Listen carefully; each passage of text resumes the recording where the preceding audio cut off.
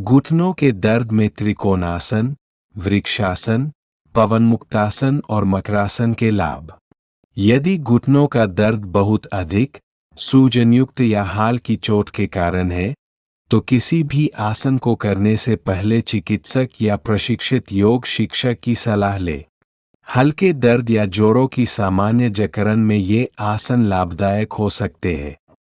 त्रिकोणासन विधि: सीधे खड़े होकर दोनों पैरों के बीच लगभग 3 से 4 फुट की दूरी रखें। दाएं पैर को बाहर की ओर मोड़ें। दोनों हाथों को कंधे की सीध में फैलाएं। श्वास छोड़ते हुए दाईं ओर झुकें और दाएं हाथ से टखने या पिंडली को स्पर्श करें। बायां हाथ ऊपर रखें तथा दृष्टि ऊपर की ओर रखें।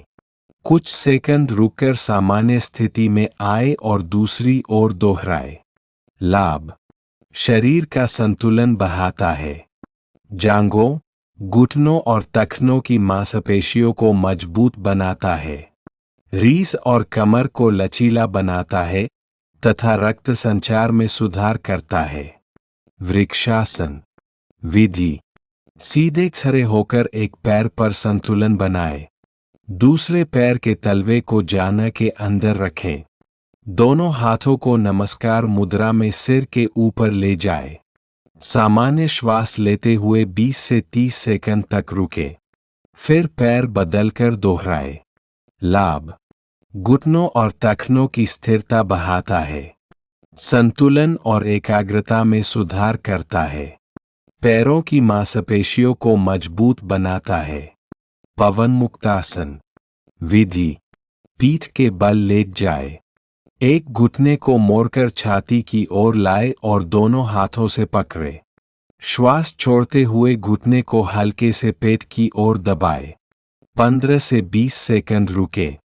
फिर दूसरे पैर से दोहराए।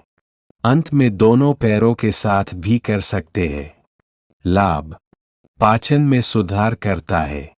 गैस और कब्ज से राहत दिलाता है। कमर और कूल्हों की जकड़न कम करता है। रीढ़ और कूल्हों की गतिशीलता बढ़ाता है। मकरासन विधि: पेट के बल लेट जाए।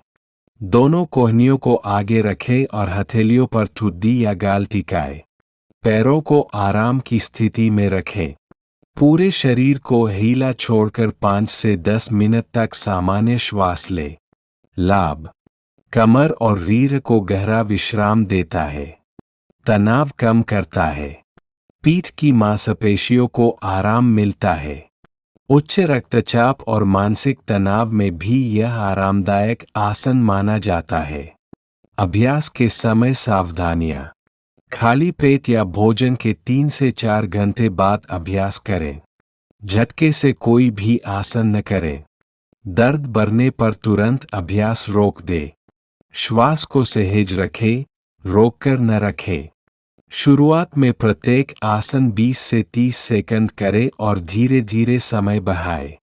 इन चारों आसनों का नियमित अभ्यास, संतुलित आहार, पर्याप्त धूप, उचित वजन और हल्की सैर के साथ मिलकर घुटनों, कमर और पूरे शरीर के स्वास्थ्य को बेहतर बनाए रखने में सहायक हो सकता है।